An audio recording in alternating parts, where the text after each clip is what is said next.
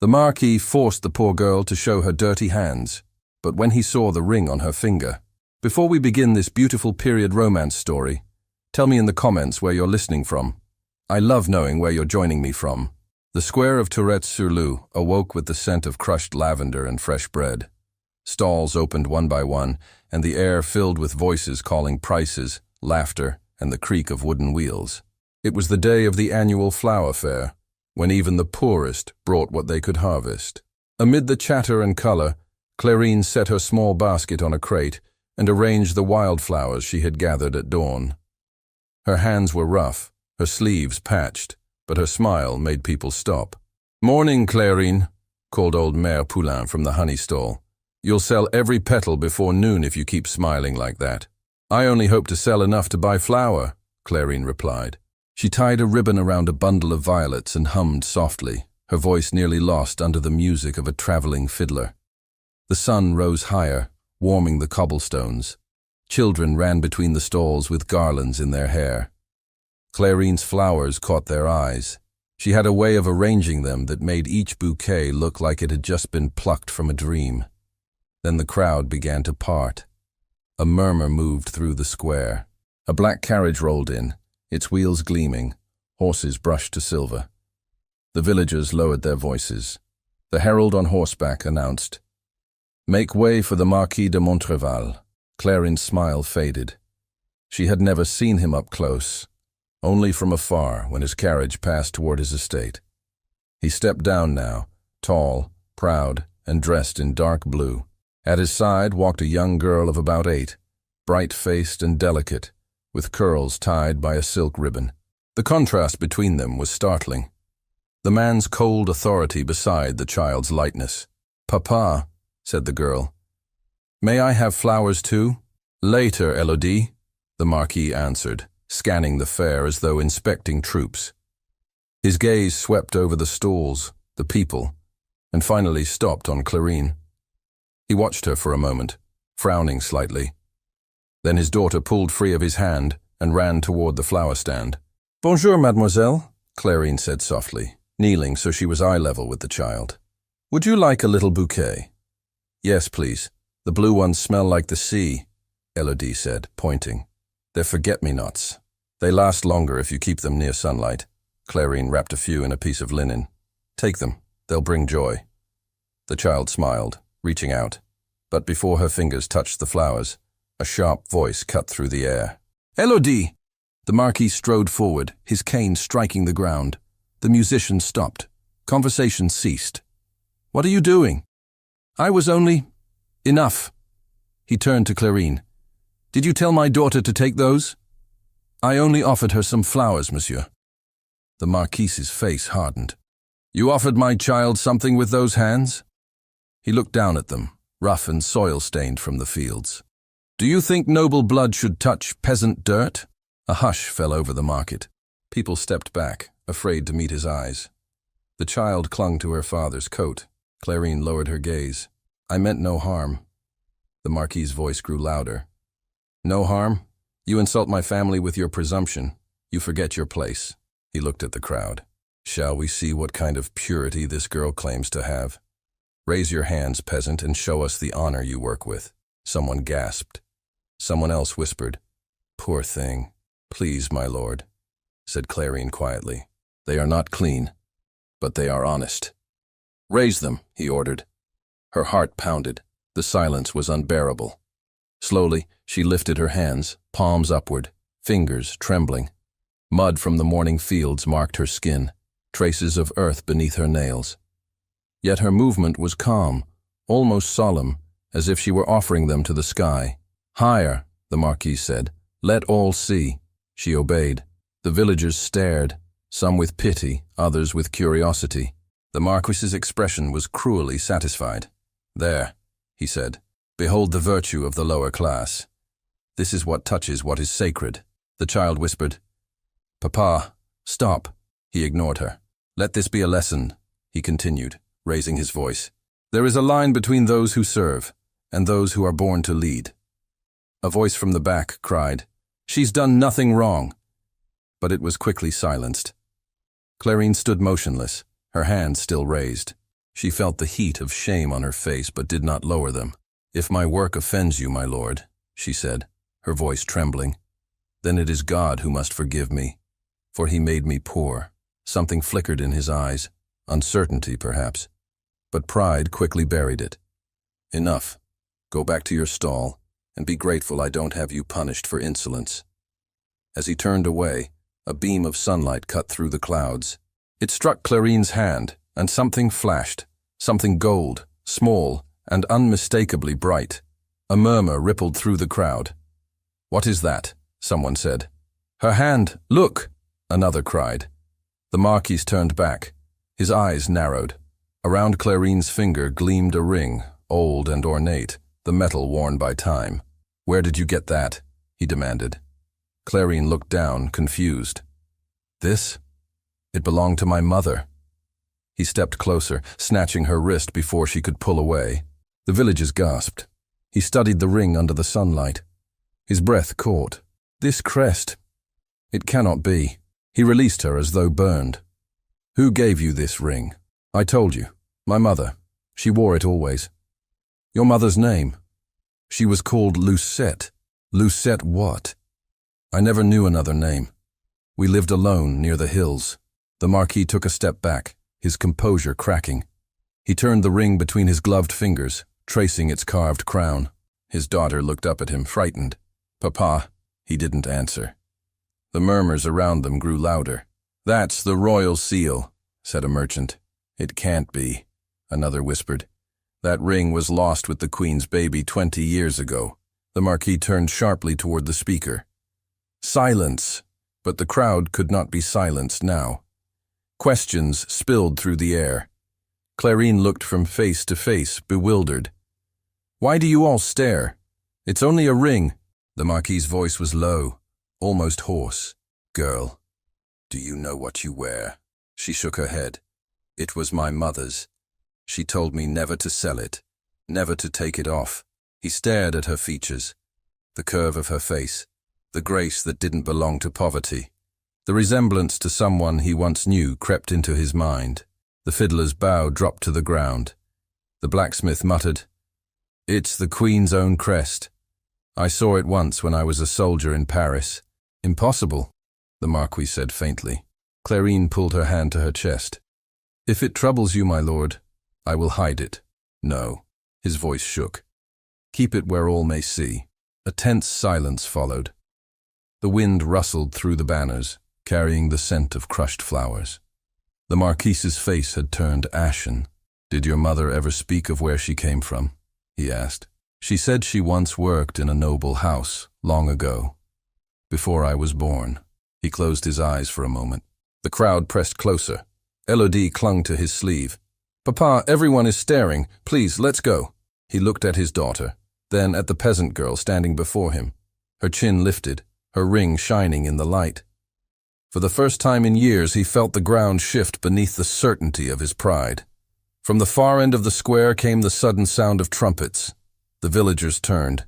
A line of soldiers on horseback appeared, their uniforms bearing the royal blue and silver of the palace guard. Dust rose behind them. "What's happening?" someone whispered. The Marquis's mouth went dry. "That insignia, it belongs to the Queen's household." The riders advanced through the square, the crowd scattering to make way. At their head rode a herald carrying a scroll tied with crimson ribbon. He dismounted before the Marquis, bowed quickly, and spoke loud enough for all to hear. "By order of Her Majesty, the bearer of the royal seal is to be brought before the throne, without delay." The villagers gasped again. All eyes turned to Clarine, who stood motionless, her hand still against her heart. The herald looked around. "Who among you carries the royal seal?" No one spoke. The only sound was the nervous shifting of feet, the flutter of banners. The Marquis's eyes met Clarine's. "Show them," he whispered. She hesitated. "I don't understand." "Show them," he said again, louder this time. "Raise your hand." She slowly extended it, and the ring gleamed once more in the sunlight. The herald stepped forward, his expression changing from authority to wonder. The crowd drew a collective breath. Some crossed themselves. Others murmured prayers. The herald spoke clearly, his voice carrying across the square. By the Queen's command, this girl is summoned to Paris. The Marquis tried to speak, but the words died in his throat. His hand trembled slightly on the head of his cane. The villagers stared at him, waiting for his reaction, for permission to believe what their eyes had seen. The herald raised the scroll and broke the royal seal. Her Majesty requests that the bearer be treated with honor and protection. Any interference shall be considered treason. The Marquis's face went white. His daughter clutched his hand, whispering, "Papa, what does it mean?"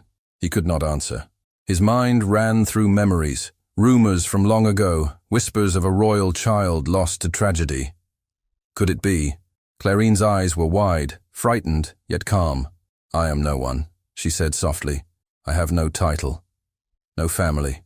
The herald looked at her with pity. "You may soon learn otherwise, mademoiselle." The villagers began to kneel, uncertain but moved by instinct.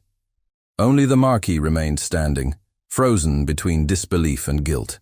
From the hill beyond the square came another sound, the distant roll of wheels, the clatter of horseshoes. The herald turned, eyes narrowing. "That must be them already." "Them?" the Marquis repeated. "The Queen's escort," the herald said. They were closer than expected. The crowd murmured again, turning toward the road. Dust rose over the lavender fields. A gleaming carriage appeared, bearing the golden crown of France upon its doors. Children pointed, women gasped, and men removed their hats. The Marquis stood very still. His voice was almost a whisper. Why would they come here? The herald looked uneasy. "Perhaps, my lord, because they already knew she would be found." The carriage rolled to a stop before the market square, the royal banners fluttering above the crowd. The door remained closed for a moment, heavy silence spreading through the air. Then the herald dismounted, straightened his coat, and called in a ringing voice that silenced every murmur. "By decree of Her Majesty, present the girl who bears the royal seal." The crowd held its breath as the herald's command echoed through the square. The royal carriage stood gleaming under the sunlight, its crest unmistakable, the crown of France over a field of blue. No one moved. Even the wind seemed to wait. Then the door of the carriage opened, and a man in the Queen's livery stepped down, his boots striking the cobblestones with authority. His uniform was immaculate, his face weathered by travel. "I am Captain Armand Lefebvre," he announced. "By order of Her Majesty, I come in search of the bearer of the royal seal." The villagers parted in silence. Clarine stood near her stall, pale and trembling, the ring glinting on her finger. She wanted to run, to disappear into the fields, but something in the captain's steady gaze held her still. The Marquis stepped forward, bowing stiffly. "Captain Lefebvre, you are in my domain. Explain this intrusion." The captain inclined his head with measured politeness. "My orders come from Paris, my lord. They permit no delay and no interference." "This is my village," the Marquis replied sharply. "Every matter within it falls under my authority." "Not this one," said the captain. His eyes shifted to Clarine. "Mademoiselle, may I see the ring you wear?" Clarine hesitated, her voice faint. "It belonged to my mother." "Please," the captain said, extending his gloved hand. His tone was kind but firm. "Show it to me." She stepped forward slowly. The crowd opened around her as if fearing to breathe. She slipped the ring from her finger and placed it in his palm. He turned it under the light, and his expression changed. "By the saints," he murmured. "It is true." The Marquis frowned. "You recognize it?"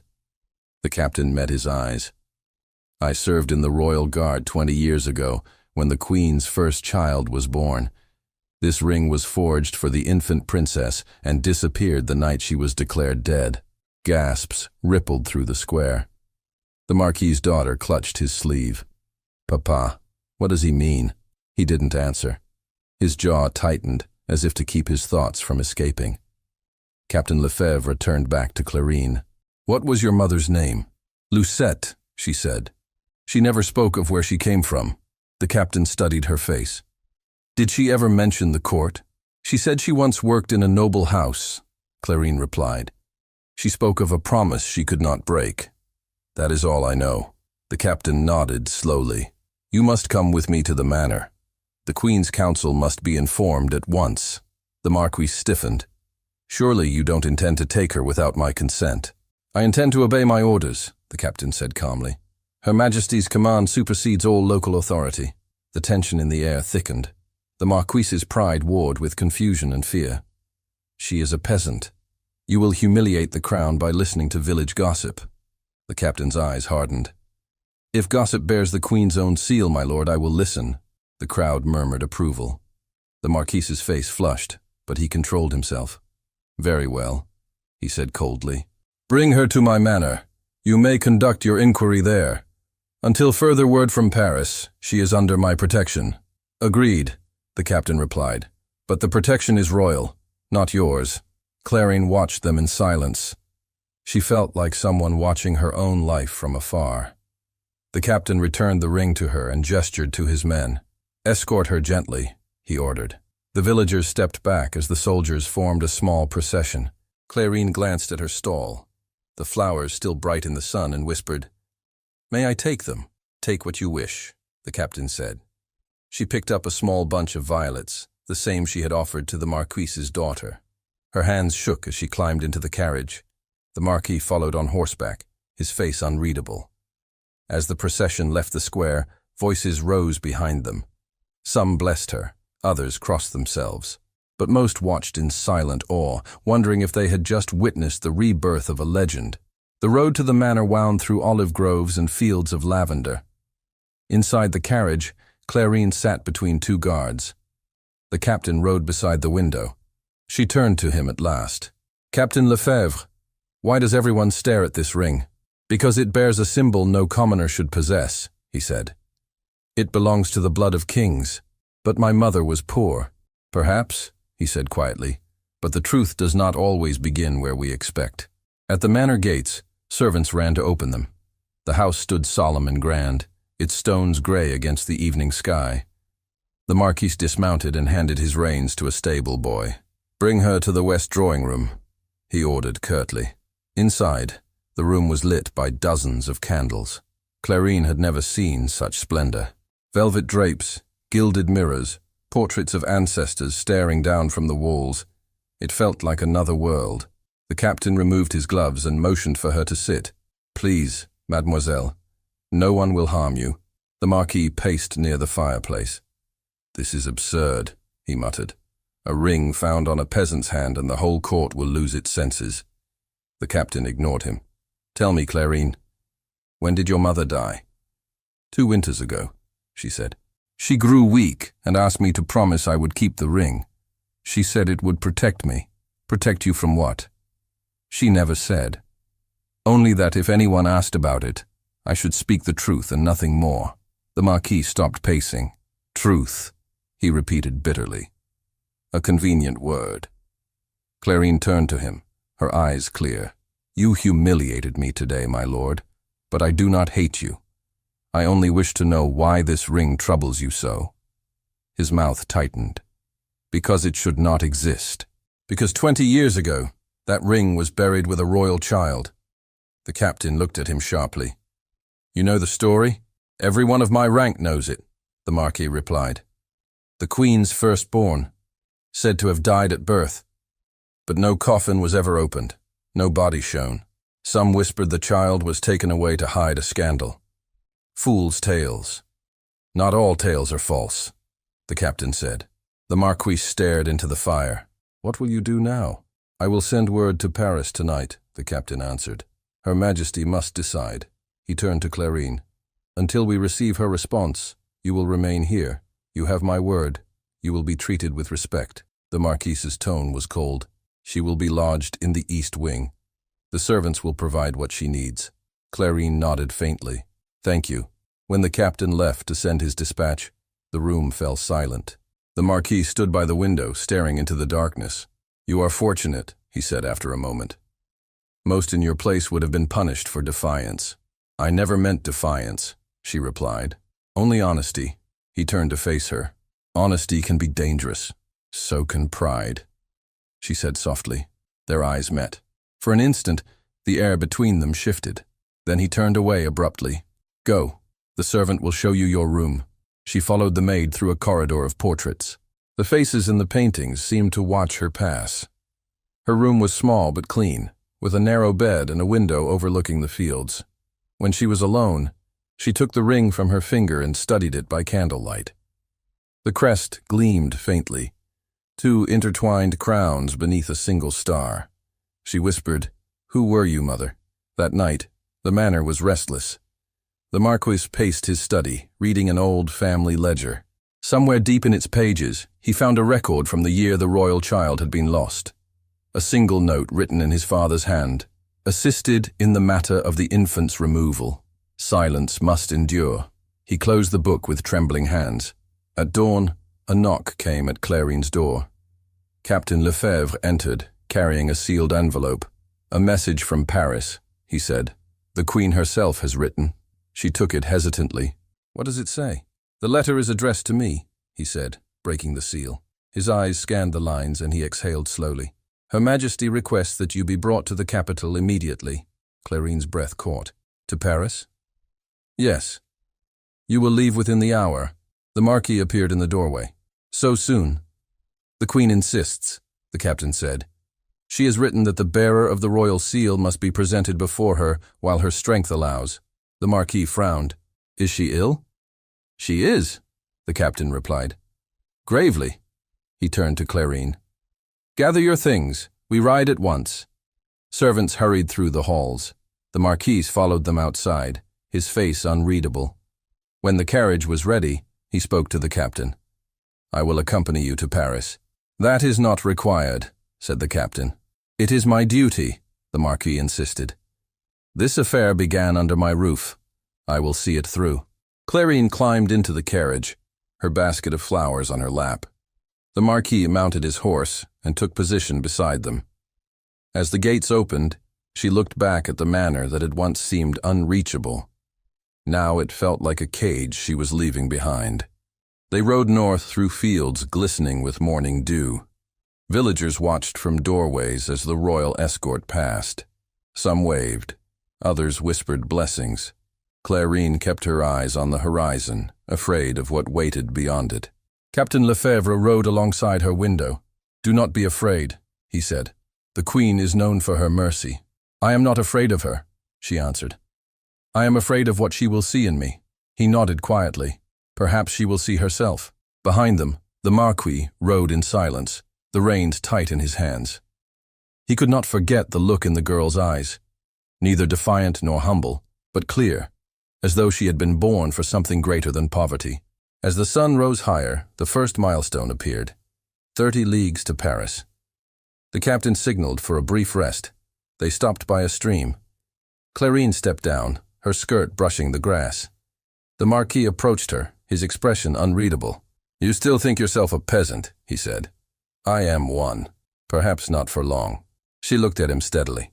"If what you fear is true, what will it change?" "Everything," he said. "For you, for France, and for me." Before she could reply, a rider appeared in the distance, galloping hard. The captain recognized the uniform and went to meet him. The messenger handed him another sealed dispatch. The captain broke the wax, read quickly, and turned pale. "What news?" the Marquis demanded. "The Queen's condition worsens," the captain said. "We must reach Paris within 2 days, or it may be too late." He looked at Clarine. "Her Majesty waits for you. We ride without rest." The carriage door slammed shut. The horses leapt forward, and the procession moved on, dust swirling behind them. As the road curved toward the northern hills, thunder rumbled in the distance. The sky darkened, and rain began to fall. The soldiers pulled their cloaks tight, urging the horses faster. Inside the carriage, Clarine held the ring against her heart, feeling the metal's warmth through her palm. The Marquis rode close beside the window, water streaming from his hat. He glanced in and saw her lips moving in prayer. For the first time he felt not superiority but unease, a sense that fate itself had turned to judge him. By nightfall they reached the outskirts of Lyon and took shelter in an inn. The captain sent a courier ahead to clear the way through the royal checkpoints. The Marquis sat near the fire, staring into the flames. Clarine sat across from him, her hands folded. "Will she truly see me?" she asked softly. "She will," said the captain. "The Queen never breaks her word." The Marquise's gaze lifted. "And if she claims you as her own?" Clarine hesitated. "Then I will thank her for the gift of truth and ask her to let me go home." He frowned. "You would refuse a crown? I want peace, not power." He said nothing more. The fire crackled between them, throwing their shadows against the wall. When dawn broke, they rode again, the rain gone, but the clouds low and gray. The road to Paris stretched ahead like a ribbon of destiny. None spoke much. Even the captain seemed subdued. As the towers of the capital came into view 2 days later, the captain received another dispatch from a waiting officer. He read it in silence, then handed it to the Marquis. The Marquise's eyes widened. "Is this true?" "Yes," the captain said grimly. "The Queen is dying. She may not survive the night." Clarine clutched the ring, her breath quickening. "We must hurry." The captain spurred his horse. The carriage jolted forward. The gates of Paris loomed ahead, guarded by royal soldiers. As they reached the entrance, a commander stepped out, raising his hand to stop them. "The Marquis de Montreval," he said. "By order of the council, you are under investigation for concealing the royal child 20 years ago." The Marquis froze. "What accusation is this?" "Your family's name appears in the Queen's record," the commander replied. "Until Her Majesty confirms the truth, you will not pass these gates." The captain dismounted. "This man rides under royal escort. You will not delay us." But the commander shook his head. "Orders are orders." Rain began to fall again, light but cold. Clarine leaned from the carriage window, her voice clear and frightened. "Please, let him through. He has done nothing wrong." The commander hesitated, torn between duty and compassion. Behind him, the city bells began to toll, slow and heavy. The captain turned toward the gates, his voice urgent. "We have no time to argue. The Queen is dying." Rain streamed down the cobblestones, pooling beneath the horses' hooves as thunder rolled across the gray Paris sky. The royal gates loomed before them, tall and guarded, the emblem of the crown carved above the archway. Captain Lefebvre rode forward, his voice steady but urgent. "By order of Her Majesty, open the gates. The Queen commands the bearer of the royal seal be brought to her at once." The commander hesitated. "I have orders from the council, Captain. No one accused of treason or connected to the Montreval family is to enter until the Queen herself confirms permission." "Then let her confirm it in person," Lefebvre snapped. "She has summoned this girl, and she is dying even as we speak. Do you wish to answer for her last breath if she asks why you delayed us?" The guard wavered. Rain slid down his armor. "I serve the crown, Captain. If you give your word, you have it," Lefebvre said sharply. "On my honor as a soldier." The commander raised his hand. "Open the gates." The iron creaked, and the procession moved forward. The carriage rolled through, the horse's breath steaming in the cold air. Inside, Clarine clutched her small bundle of violets, her heart beating so fast she could hardly breathe. Beside the carriage, the Marquis de Montreval rode silently, water dripping from his cloak. He had not spoken since the accusation. His face was pale, his thoughts hidden behind the same proud mask that had once humiliated her in the square. Yet his hands trembled slightly on the reins. As the gates closed behind them, the noise of Paris rose, a city alive even under storm clouds. Merchants shouted from covered stalls, carriages clattered on wet stone, and church bells tolled for the Queen's illness. The royal escort cut through the streets, citizens bowing as the crest of the crown passed by. They reached the great square before the palace.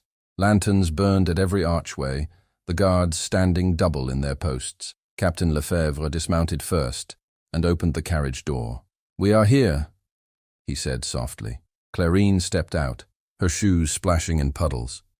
She looked up at the towering facade of the palace, its windows like eyes watching her approach. "Stay close," the captain murmured. "The court is restless. They will not welcome surprises." The Marquis joined them, his voice low. "Captain, I must speak with the Queen's secretary. These accusations against my family—" "You will speak when Her Majesty commands it," Lefebvre said, without looking at him. Not before. Inside the palace, the corridors glowed with candlelight. Nobles and servants moved in silence, their faces drawn with tension. A faint scent of incense lingered in the air. The sound of distant weeping echoed from behind a door. An elderly woman in mourning black approached them. Her keys clinked softly as she walked. "You are the escort from Provence?" "Yes," said the captain. "Her Majesty is very weak," the woman said, "but she will see the girl." Clarine lowered her eyes. "Madame, I am no one of importance. Please, hush, child," the woman interrupted gently. "The Queen herself named you. That is importance enough." They followed her through the grand hallway. The tapestries along the walls showed scenes of kings and battles, but Clarine barely noticed. She saw only the polished floor reflecting the candlelight and felt the pounding of her heart in her chest. The woman stopped before a set of gilded doors and turned to Captain Lefebvre. "Only she may enter," she said. "Her Majesty has asked for privacy." Lefebvre nodded. "Wait for my signal," he told the Marquis quietly. "Do not speak unless you are called." The doors opened, and Clarine stepped inside alone. The air was warm and still, scented with roses and medicine. At the far end of the chamber, the Queen lay in a high bed, her hair silver against the pillows, her face pale but serene. A few courtiers stood nearby, whispering prayers. When Clarine approached, the Queen's eyes opened slowly. They were a faded blue, yet sharp, filled with recognition the instant they fell upon the girl. "Come closer," she said in a frail voice. Clarine obeyed. The Queen reached out a trembling hand. "Child, let me see your face." Clarine knelt beside the bed. The Queen touched her cheek lightly, her fingers tracing the curve of her jaw, the shape of her brow. A tear welled in her eye. "You are the image of her," she whispered. "Of whom, Your Majesty?" "Of myself when I was young." The courtiers stirred uneasily, but the Queen continued, her voice gaining strength. "The night you were born, they told me you were dead. They took you from me before I could even hold you. I wept for years, believing my child lost." Clarine's breath caught. "You think I am your daughter?" "I do not think, child," the Queen said. "I know. Show me your right hand." Clarine hesitated, then extended her hand. The Queen turned it gently, her gaze falling on a small mark beneath the wrist, a faint birthmark shaped like a star. "There," the Queen whispered, tears falling freely now. "The sign of our line. You are mine." Gasps filled the chamber. The courtiers exchanged stunned glances. One of them, a tall man in silk, stepped forward. "Your Majesty, this is impossible. There was never proof." The Queen silenced him with a gesture. "Proof lies before you. The ring she bears, the mark she carries, the blood in her face. Let no one doubt it." Clarine could barely speak. "Your Majesty, I am a peasant. My mother, your mother was loyal beyond measure," the Queen said. "She was entrusted with your life. She fled the palace the night the traitors sought to destroy you. She saved you from death and vanished into the countryside. I searched for her until the end of my strength." The chamber fell silent, except for the faint crackle of the hearth. At that moment, Captain Lefebvre entered quietly, followed by the Marquis. He bowed low. "Your Majesty, the court awaits your word. What is to be done?" The Queen's eyes moved to the Marquis. Her expression darkened. "Marquis de Montreval." "Your father's name appears in the record of that night." The Marquis bowed, his voice trembling for the first time. "Majesty, I learned only recently that my father was involved. I swear I knew nothing. I beg your pardon." The Queen studied him in silence. "You humiliated my daughter before your people." He lowered his head. "I did not know who she was. My pride blinded me. I deserve her contempt." Clarine shook her head. "No, Your Majesty. He has been harsh, but he has also protected me since." The Queen smiled faintly. "Even in humility you defend him. You have your mother's heart." The Marquis looked at her in disbelief. "Your Majesty, will you condemn me for my father's sin?" "I will not condemn," she said softly. "But you will carry the burden of his name with repentance." He bowed again, his voice breaking. "I accept it. The Queen's strength was fading. Her hand trembled as she took Clarine's. "Listen to me, my child. The crown will be yours one day. But power means nothing without mercy. Promise me you will forgive, even those who have wronged you." Clarine wept silently. "I promise." The Queen smiled through her tears. "Then my soul will rest." Her hand went still in Clarine's grasp. The court fell to its knees. A priest whispered prayers. The Queen's eyes closed, her lips curving into a faint smile as her breath left her body. Clarine bowed her head against the Queen's hand, her tears falling on the royal crest embroidered on the sheets. Captain Lefebvre stepped forward, his voice solemn. "Her Majesty has joined the saints." The Marquis sank to one knee, his expression hollow. "God forgive us all." For a long moment no one spoke. Then the tall courtier broke the silence. "What of the girl?" he demanded. "If she truly is the Queen's daughter, she is now Princess Clarice of France. The council must decide her future." The captain turned to Clarine. "You are no longer a peasant, mademoiselle. You are heir to the crown." She rose slowly, her face pale but resolute. "I ask no crown," she said. "I ask only to honor her memory." The courtier frowned. "That is not yours to decide." The Marquis stepped forward. "Let her speak. She has earned that right." His voice was firm now, stripped of arrogance. The courtiers fell silent again. Clarine turned to him, her eyes filled with quiet strength. "You once made me raise my hands to shame me," she said softly. "Now I raise them to forgive." The Marquis bowed deeply. "You are more noble than any of us, Princess." Captain Lefebvre laid a hand on her shoulder. "There will be time for mourning later. The city waits for the Queen's passing to be announced. For now, you must rest. Tomorrow the council will meet to confirm your birthright." She nodded faintly. "And what will become of him?" She looked toward the Marquis. The captain hesitated. "That depends on what the records reveal." The Marquise met her gaze. "Whatever comes, I will not hide from it." The captain led her from the chamber. The palace was silent now, the news of the Queen's death spreading like wind through corridors. Servants knelt as she passed, whispering blessings. Outside, the storm had eased. The first pale light of dawn touched the palace roof, glimmering on the wet stone. In her new chambers, Clarine sat by the window, staring at the city below. Bells began to toll, slow and mournful, announcing the Queen's passing. A knock sounded. The Marquis entered quietly. He looked weary, his cloak still damp. "I came to ask forgiveness once more," he said. She turned to him. "You have it. Twice over." He hesitated, then spoke in a low voice. "There are things I must confess. My father's journal. I found it. It speaks of the night you were taken. He helped those who plotted your disappearance. I am ashamed." "Then you too were a victim of his deeds," she said gently.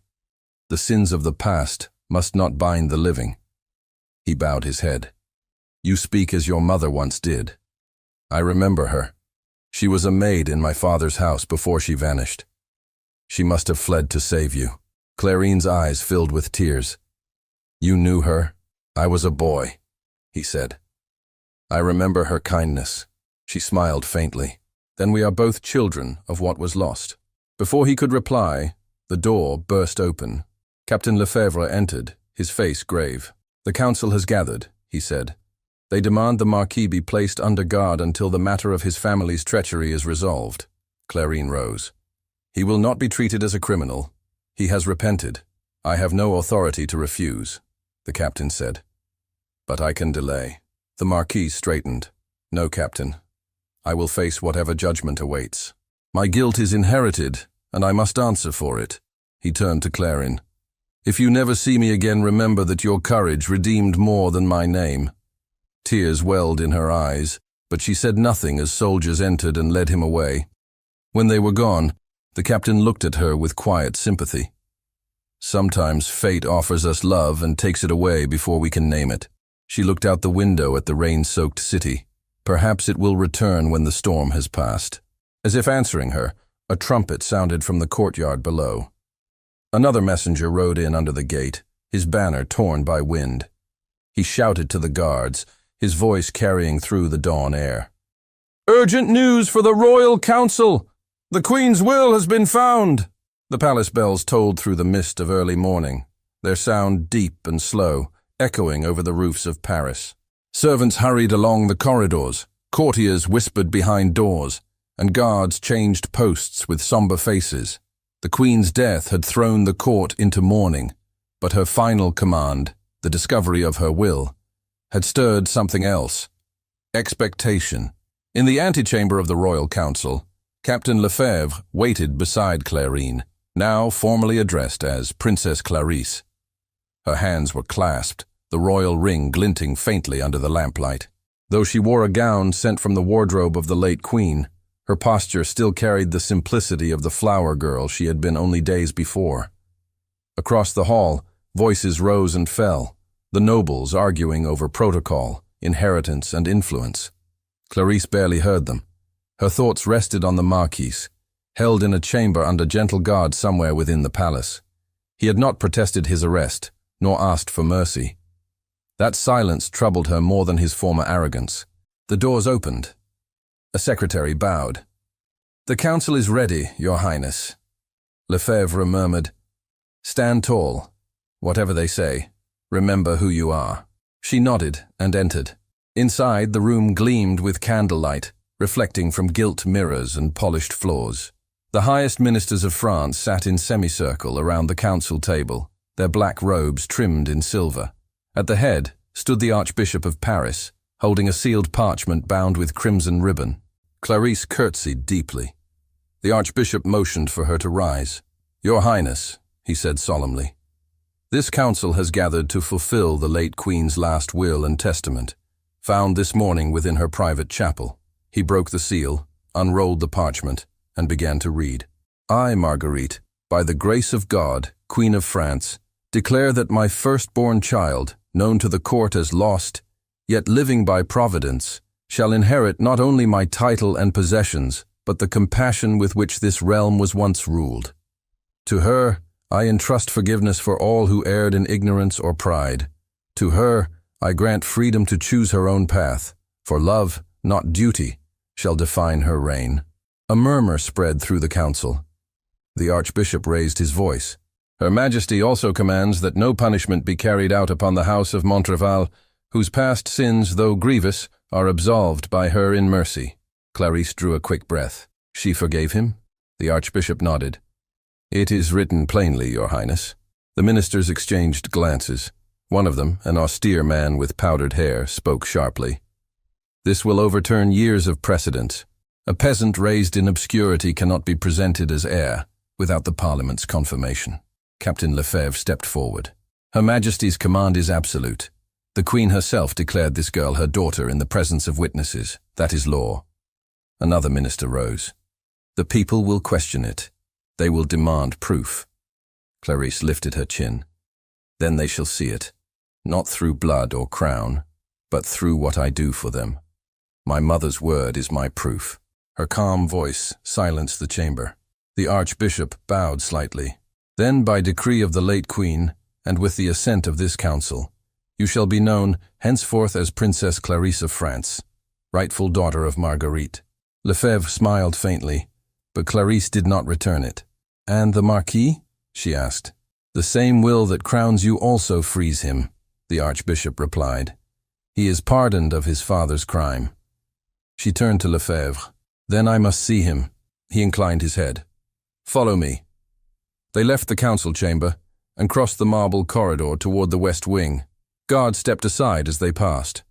Rain still fell softly beyond the high windows, blurring the city below. When they reached the chamber, Lefebvre unlocked the door and stood aside. The Marquis sat near the window, his posture straight but his face worn by sleeplessness. When he saw her, he rose at once. "Your Highness." She shook her head. "Do not call me that. Not when I owe you truth." He hesitated. "I expected you would come to accuse me. Instead, I came to release you," she said. "The Queen has forgiven your house. Her will names you free of guilt." He stared at her, disbelief shadowing his eyes. "She forgave me. After what I did to you." To her memory. "She forgave all," Clarisse said softly. "It is what she desired for her reign. And for mine." The Marquis's voice broke. "I do not deserve it." Neither did I deserve her love, yet she gave it, she replied. You once said honesty can be dangerous. I will risk it now. I pity you, but I also respect the man you are becoming. He looked down, his voice low. You shame me with kindness. I hope I teach you with it, she answered. Lefebvre stepped into the doorway. The council will expect you both at the morning service this afternoon. The Marquis nodded, then turned back to her. If I may, Princess, when this service is over, I will leave Paris. My estate will be turned to charity. I have no wish to keep what pride built upon deceit. Her eyes filled with emotion. If you leave, do it not as exile, but as redemption. He bowed deeply. I will remember your words. The afternoon passed beneath a grey sky. The cathedral was filled with nobles, clergy, and citizens, all dressed in mourning black. The air smelled of wax and rain. Clarisse walked behind the Queen's coffin, her steps steady, the people watching in reverent silence. As the choir sang, she felt a hand brush her sleeve. It was Captain Lefebvre. The people bow to you, he whispered. They see her spirit in you. I am not her, she said.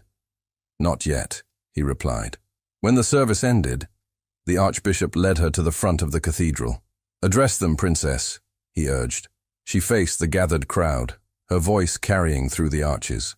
My mother taught that the strength of France lies not in its throne, but in the mercy of its heart. Today I stand before you not as ruler, but as her daughter, born among you, raised by your labor, and forever bound to your trust. Let there be no more walls between us. A murmur rose, then applause. Soft at first, then growing until the sound filled the nave. Even the nobles bowed their heads.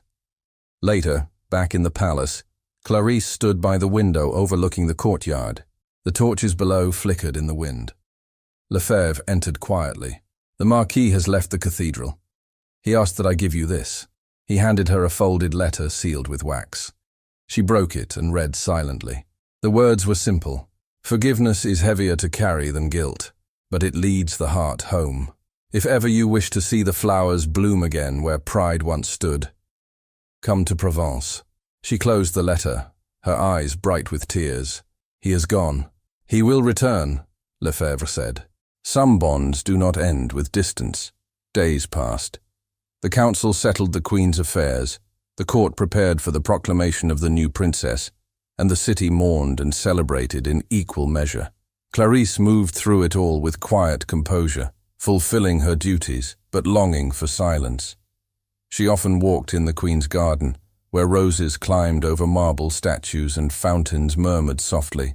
There she spoke aloud to the memory of the woman she had just lost. One evening, as she walked among the flowers, Lefebvre approached again. The council insists you take residence at Versailles. They mean to crown you formally before the end of the month. She looked away. And if I refuse, they will not understand. Then let them learn, she said. I was born a peasant, raised in the dust of the fields. I have no wish to rule from marble halls. My heart belongs where life begins, in the soil. The captain smiled sadly. You sound more like a shepherdess than a princess.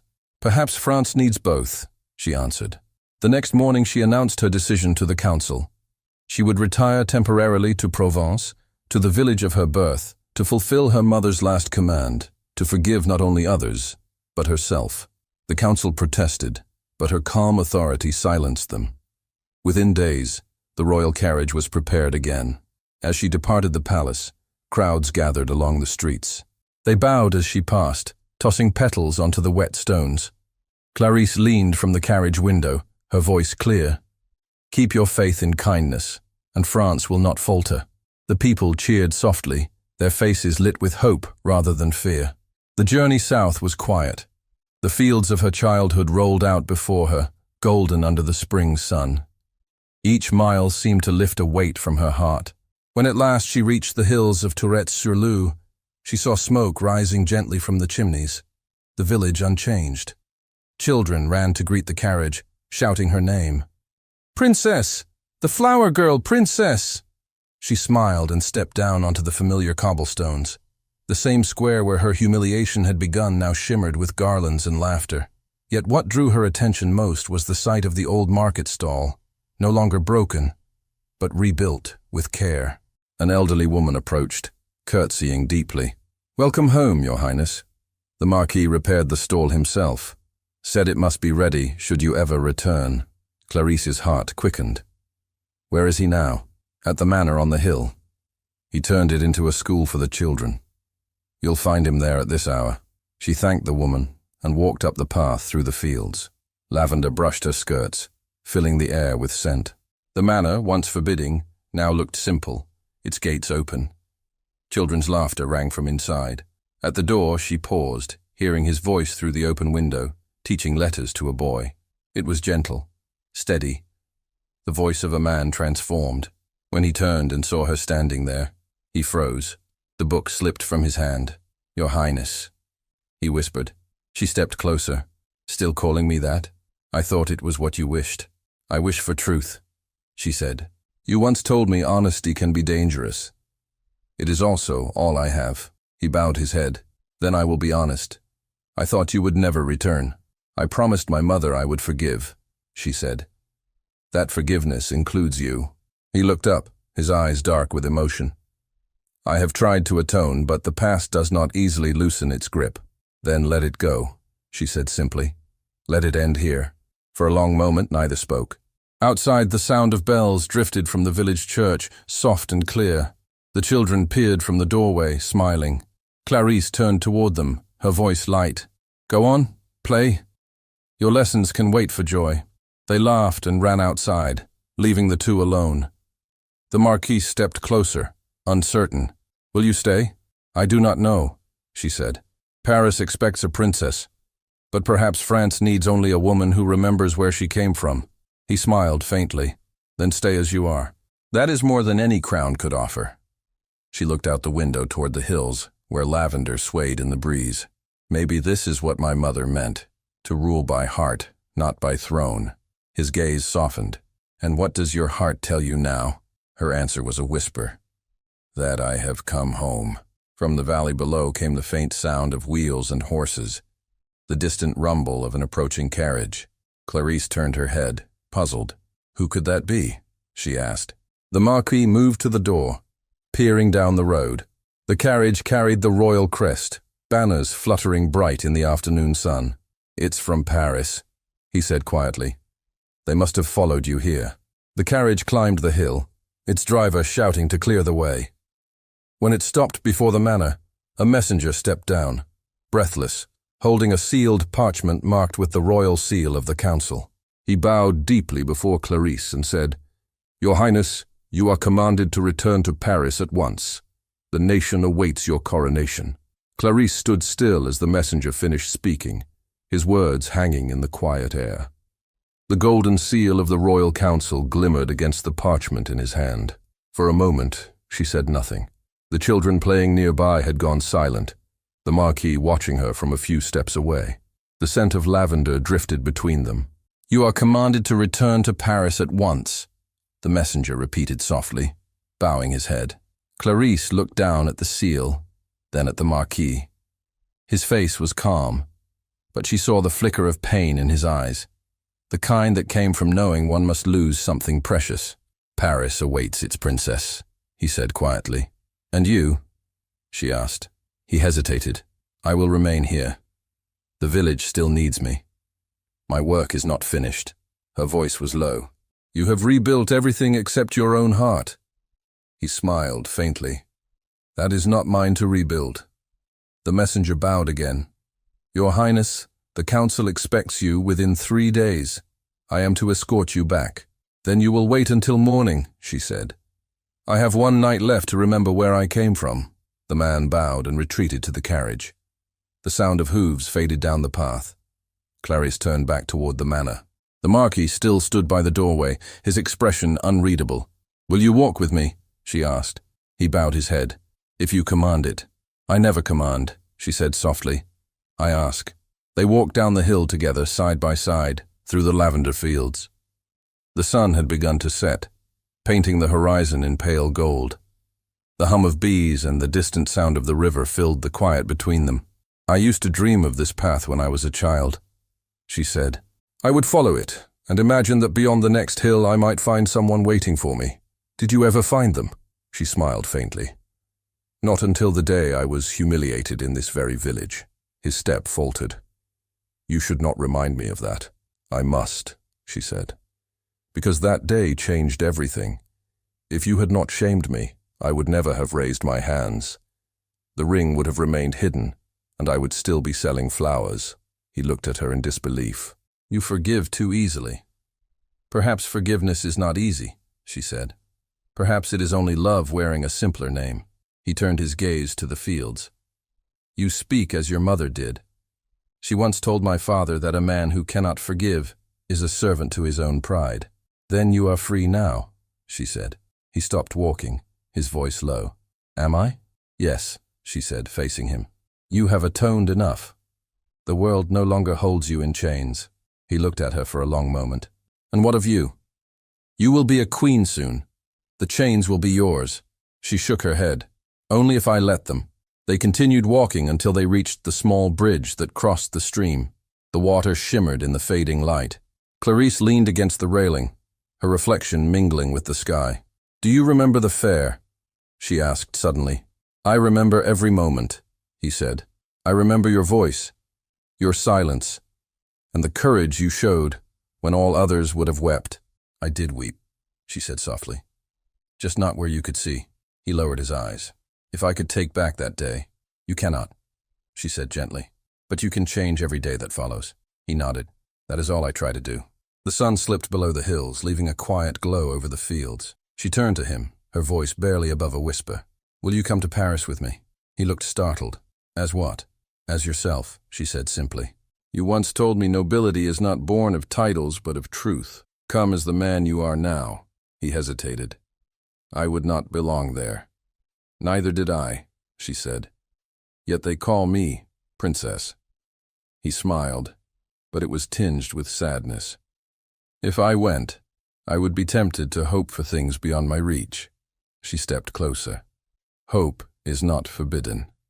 He drew a slow breath, his eyes on hers. Clarice, do you know what you ask of me? You are the daughter of a queen. I am the son of a man who betrayed her. Then let our lives be the end of that story, she said. Let forgiveness be the heir to the past. He took her hand, his voice low. You offer peace where I expected nothing but pity. She smiled. Peace was my mother's last command. She wished me to love freely. I believe she meant you. He stared at her, as though the world had stopped around them. You would choose me? I already did, she said. He closed his eyes, struggling with the weight of emotion. Clarice, if I touch you, it will not be as a subject to a sovereign. Then touch me as a man to a woman, she whispered. The evening wind stirred her hair as his hands found hers. For a long moment, they stood in silence, the sound of the stream filling the space between their hearts. When he finally spoke, his voice trembled. I do not deserve this. No one does, she said. That is what makes it real. He drew her closer, not daring at first, as though still afraid to break some invisible rule. But when she looked up at him, there was no distance left to cross. The kiss came not as conquest, but as surrender, quiet and steady, like two lives learning to breathe again. When they parted, she whispered, Now I know what forgiveness feels like. He smiled through the wetness in his eyes. And I know what redemption means. The sound of the church bells rose from the village below, soft and clear.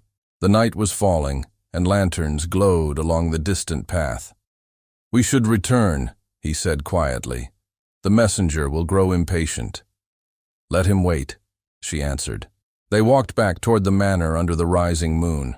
The children had gone home. The windows glimmered with candlelight. When they reached the steps, she turned to him again. If I go to Paris, it will not be to wear a crown. It will be to serve those who cannot speak for themselves. He nodded. You will change France. I will only remind it of its heart, she said. But I cannot do it alone. He hesitated.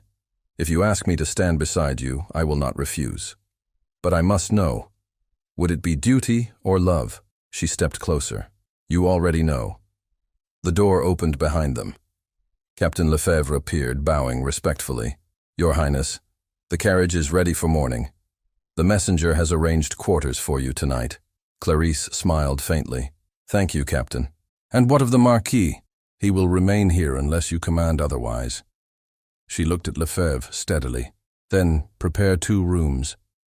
In Paris, the captain's expression softened. As you wish. When he had gone, the Marquis looked at her in disbelief. You would bring me into the world that scorns me? I would bring you into the world that needs you, she said. You have known pride, guilt, and humility. You understand both sides of the world I must govern. He exhaled slowly. And if they refuse me? They will not, she said, because I will not. That night, the village slept under a sky full of stars. Clarisse lay awake, hearing the distant murmur of the wind through the lavender fields. For the first time in her life, the future did not frighten her. Before dawn, she rose and dressed simply, as she used to when she was a flower girl. She walked outside to the fields, gathering a handful of blossoms. When she returned, the Marquis was already waiting by the carriage, his coat brushed, his expression calm but uncertain. You're awake early, he said. I wanted to bring something from here, she replied, holding up the flowers. Paris will need their scent. He smiled. So will I. They rode north together, Captain Lefebvre leading the escort. The road stretched long before them, bordered by orchards and villages waking to the morning light. The air was fresh, full of promise. For the first few hours, they spoke little. Then the Marquis said quietly, When I first saw you, I thought you were only a reflection of everything my world despised. And now? Now I see you as the reason my world exists. She turned toward him, her eyes bright. Then we have both learned. As the carriage rolled through the countryside, people gathered along the road, waving and cheering for the returning princess. Children threw flowers in her path, but Clarisse leaned out the window and spoke to them in the same gentle tone she had used at the market years before. These flowers are yours, she called. They belong to France. The Marquis watched her, admiration softening his face. You were born for this, he said. I was born to love, she answered. The rest came later. By evening they reached the outskirts of Paris. The city bells rang again, not for mourning this time, but for hope. The palace gates opened, lined with guards and nobles. The carriage stopped at the marble steps where Clarisse had once entered, trembling with fear. Now she stepped down with quiet strength, the Marquis beside her. Captain Lefebvre bowed. Your Highness, the council awaits you in the grand hall. Then let them wait a little longer, she said. I have something to do first. She turned to the Marquis. Do you remember what you said to me the day we left the village for Paris? That you would follow only if it was truth, not duty. He nodded slowly. I remember. Then follow me now, she said. They entered the grand hall together. The council members rose as she approached. The Archbishop stepped forward, smiling faintly. Your Highness, the people await your coronation.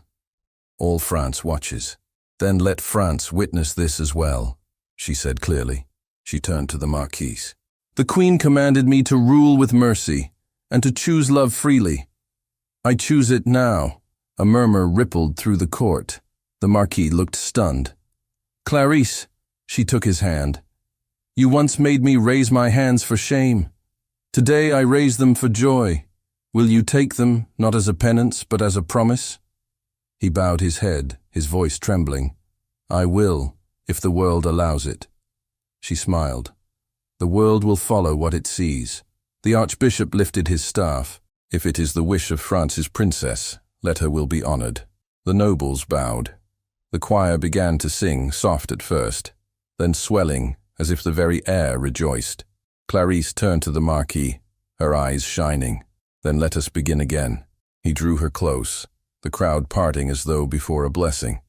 Their hands intertwined, the same hands once divided by pride, now united by grace. Outside, the city erupted in celebration. Bells rang from every tower, echoing through the streets. The people shouted her name, throwing petals into the air. Clarisse looked up at him, her voice steady and full of light. Do you hear it? Yes, he said. It is the sound of forgiveness. She smiled, tears in her eyes. No, my love. It is the sound of freedom. Thank you so much for listening to this story all the way to the end. We hope it moved you as much as it moved us while telling it. We'd love to hear your thoughts. Leave us a comment telling us where you're listening from and what you liked the most. Rate this story from 0 to 10. What score would you give it? If you enjoyed this story, don't forget to subscribe to the channel and leave a like as a show of support. That really motivates us to keep creating and sharing more stories full of emotion and life lessons. And before we go, we want to remind you that an exciting and heartwarming story recommendation will appear on the final screen. If you'd like to enjoy it, just click on the video. Thank you once again for being here, and we'll see you in the next story.